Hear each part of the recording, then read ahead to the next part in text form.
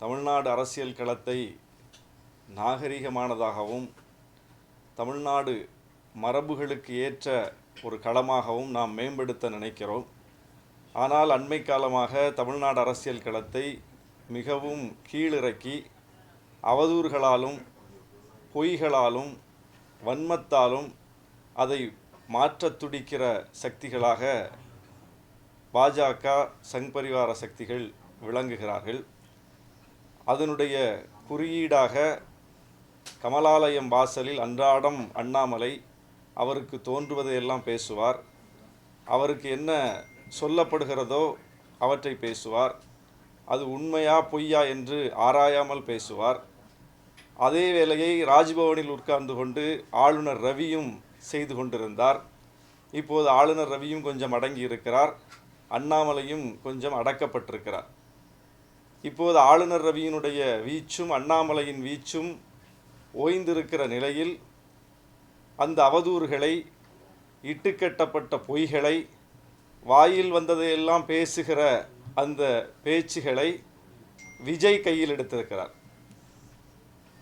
தமிழக வெற்றிக் கழகம் என்று ஒரு கட்சியை தொடங்கி நாங்கள் மாற்று அரசியலை கொண்டு வந்து நிறுவப் போகிறோம் என்று சொல்லி களத்திற்கு வந்திருப்பவர், களத்திற்கு வந்து கொண்டிருப்பவர் விஜய் நேற்று நாகப்பட்டினத்திற்கு வருகை தந்து முழுக்க ஃபேக்சுவல் எரர் என்று சொல்லக்கூடிய பொய் தகவல்களை பரப்பிவிட்டு சென்றிருக்கிறார். நாகப்பட்டினத்தில் நிறைவேற்றப்பட்டிருக்கிற திட்டங்கள் குறித்து எந்த விதமான ஆய்வையும் செய்யாமல், அங்கே மக்களுடைய நீண்டகால கோரிக்கைகள் கடந்த 4.5 ஆண்டுகளில் எந்த அளவுக்கு நிறைவேற்றப்பட்டிருக்கின்றன என்பதை பற்றிய எந்த விதமான அடிப்படை புரிதலும் இல்லாமல் வன்மத்தோடும் பொய்யை சொல்ல வேண்டும் என்றும் சொல்லியிருக்கிறார். அவர் வரும்போது அவருடைய பிரச்சார பயணத்தில் மின்சாரத்தை துண்டிக்க வேண்டும் என்று அவருடைய கட்சியின் மாவட்ட செயலாளர் தான் வேண்டுகோள் விடுத்திருக்கிறார், கடிதம் கொடுத்திருக்கிறார். ஆனால் அங்கே அவர் அதை அரசாங்கம் ஏதோ திட்டமிட்டு செய்கிறது என்கிற ஒரு தோற்றத்தை ஏற்படுத்துகிறார். இப்படி முன்னுக்கு பின் முரணாக பொய்யை சொல்லி தன் மீது கவனத்தை ஈர்க்கிற இந்த வழக்கம் என்பது நாம் பாஜகவில் தான் பார்த்தோம். அந்த வழக்கத்தை அதை இப்போது இவரும் செய்கிறார். எனவே இவர் யார் சொல்லி செய்கிறார், எதற்காக செய்கிறார் என்கிற கேள்வி வருகிறது. பாஜகவின் தன்மையை இவர் ஏன் பிரதிபலிக்கிறார் என்கிற சந்தேகம் வருகிறது அவர் மீது. அவர் அரசியலை நேர்மையாக செய்யலாம். புதிய அரசியல் சக்தி என்று தன்னை காட்டிக்கொள்பவர் புதிய அரசியலை செய்ய வேண்டும்.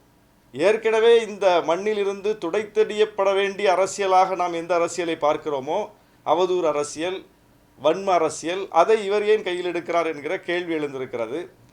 அவர் நாகப்பட்டினம் குறித்து வைத்த அத்தனை கேள்விகளுக்கும் நம்மிடம் பதில் இருக்கிறது. ஏற்கனவே அரசு அதை தெளிவுபடுத்தி இருக்கிறது.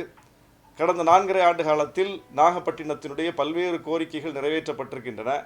குறிப்பாக அவர் மீன்பிடி துறைமுகம் அமைக்கப்படவில்லை, கடல் அரிப்பு தடுப்புச்சுவர் அமைக்கப்படவில்லை என்கிற ஒரு குற்றச்சாட்டை வைத்திருக்கிறார். என்னுடைய சட்டமன்ற தொகுதிக்கு உட்பட்ட மீனவ கிராமங்களில், குறிப்பாக சாமந்தான்பேட்டை என்கிற கிராமத்தில் மீன்பிடி துறைமுகம் தூண்டில் விளைவு அமைக்க வேண்டும் என்பது நீண்டகால கோரிக்கை. அந்த நீண்டகால கோரிக்கையை இந்த ஆட்சி காலத்தில் தான் நிறைவேற்றி ஐஐடியிலிருந்து ஆய்வுக்குழுவெல்லாம் வந்து அதை ஆய்வு செய்து பார்த்து இங்கே அமைக்கலாம் என்று அவர்கள் பரிந்துரைத்து அதற்கு நிதி ஒதுக்கீடு செய்து கிட்டத்தட்ட 32 கோடியில் அந்த திட்டம் நிறைவேறக்கூடிய அளவுக்கு அந்த கோரிக்கை ஏற்கப்பட்டிருக்கிறது. அந்த வேலை நடந்து கொண்டிருக்கிறது. அதுபோல நம்பியார் நகர் என்கிற பகுதியில் கடல் அரிப்பு ஏற்படுகிறது என்று அந்த மக்கள் மிகவும் வருந்தினார்கள், கோரிக்கை வைத்தார்கள். கடந்த ஆட்சி காலத்திலெல்லாம் அந்த கோரிக்கை நிறைவேற்றப்படவில்லை. இந்த ஆட்சி வந்த பிறகு சட்டமன்றத்தில் நாங்கள் எல்லாம் பேசி அந்த ஊருக்கு 10 கோடி ரூபாய் செலவில் கடல் அரிப்பு தடுப்புச்சுவர் எழுப்பப்பட்டிருக்கிறது. அதுபோல நாகூர் பட்டினச்சேரி, என்னுடைய தொகுதிக்கு உட்பட்ட ஊர்களை மட்டுமே நான் சொன்னால் கூட என்னால் மிகப்பெரிய பட்டியலை போட முடியும். நாகூர் பட்டினச்சேரியில் கடல் அரிப்பு தடுப்புச்சுவர் செய்யப்பட்டிருக்கிறது. அதுபோல நம்பியார் நகர் கிராமத்தில் புயல் பாதுகாப்பு மையம் 6 கோடி ரூபாய் செலவில் அந்த மையம் எழுப்பப்பட்டிருக்கிறது. மீனவ மக்களை பாதுகாக்கக்கூடிய, புயல் வந்தால் அந்த பாதிப்பிலிருந்து மக்களை காக்கக்கூடிய புயல் பாதுகாப்பு மையம் கட்டப்பட்டிருக்கிறது. இப்படி மீனவ மக்கள் சார்ந்தே என்னுடைய தொகுதிக்கு பக்கத்தில் இருக்கக்கூடிய கீழ்வேலூர் தொகுதிக்கு உட்பட்ட அக்கரப்பேட்டை மிகப்பெரிய மீனவ மக்கள் வாழக்கூடிய பகுதி. அங்கே 100 கோடிக்கு மேல் செலவில் ஒரு மிகப்பெரிய மீன் இறங்குதளம், மீன் பதப்படுத்தும் நிலையம் எல்லாம் அமைக்கப்பட்டிருக்கிறது. வேளாங்கண்ணியில் அமைக்கப்பட்டிருக்கிறது. அதுபோல சுற்றுலா மேம்பாட்டில் என்னுடைய தொகுதியில் நாகூர் சில்லடி கடற்கரையில் கிட்டத்தட்ட 6 கோடி ரூபாய் செலவில் ஒரு நெய்தல் பூங்கா, 2.5 கோடி ரூபாய் மதிப்பீட்டில் இன்னொரு பூங்கா, அது இசைமுரசு நாகூர் அணிபாவுடைய 100ஆண்டை முன்னிட்டு அந்த பூங்காவுக்கு தான் நம்முடைய முதலமைச்சர் அவருடைய பெயரை சூட்டியிருக்கிறார். அது விரைவில் திறக்கப்பட இருக்கிறது. பல்வேறு கட்ட பணிகள் சுற்றுலாவுக்கான மேம்பாட்டுக்காக, மீனவர் நலனுக்காக, அதுபோல உள்கட்டமைப்பு மேம்பாடு. நாங்கள் இந்த ஆட்சி அமைவதற்கு முன்னால் தேர்தலை சந்திக்கும் போது நாகப்பட்டினத்தில் அக்கரைப்பேட்டை மேம்பாலம், நாகப்பட்டினத்தை அக்கரைப்பேட்டை இணைக்கக்கூடிய மேம்பாலம் அந்த இடத்துல தொங்கிக்கிட்டு இருந்தது. அந்த ரயில்வே ட்ராக்குக்கு மேலே மட்டும் கெட்டி வச்சுருந்தாங்க. அதை இந்த பக்கமும் இணைக்கல, அந்த பக்கமும் இணைக்கல. ஏன்னா அதுக்கு நிலம் கையகப்படுத்தணும், மிகப்பெரிய பொருட்செலவாகும்னு சொல்லி கைவிடப்பட்ட ஒரு திட்டம். இந்த ஆட்சி வந்த பிறகு நாங்கள் வைத்த கோரிக்கையின் அடிப்படையில் மக்களுடைய கோரிக்கையை ஏற்று 104 கோடி ரூபாய் ஒதுக்கீடு செய்யப்பட்டு அந்த பாலம் கட்டப்பட்டு இப்போது 75 விழுக்காடு பணிகள் முடிந்திருக்கிறது. இப்படி அவர் எதையுமே அது அங்கே என்ன நடந்திருக்குன்னு கூட தெரிஞ்சிக்காம, அங்கே எவ்வளோ பெரிய வேலைகள் செய்யப்பட்டிருக்கு என்பதை பற்றி எந்த விதமான புரிதலும் இல்லாமல் பேசியிருக்கிறார். காவிரியை இணைச்சிங்களா, குடிநீரை கொண்டு வந்தீங்களான்னு பேசியிருக்கிறார். நாகப்பட்டினம் வரலாற்றிலேயே 1700 கோடி ரூபாய் மதிப்பீட்டில் குடிநீர் திட்டம், மிகப்பெரிய திட்டம், அந்த திட்டம் அங்கே நிறைவேற்றப்பட்டிருக்கிறது. அந்த பணிகள் ஏறத்தாழ முடியும் தருவாயில் இருக்கு. அதனால எல்லா இடமும் குடிநீர், வீட்டுக்கு வீடு குடிநீர் இணைப்புக்கான வேலைகள் நடந்திருக்குது.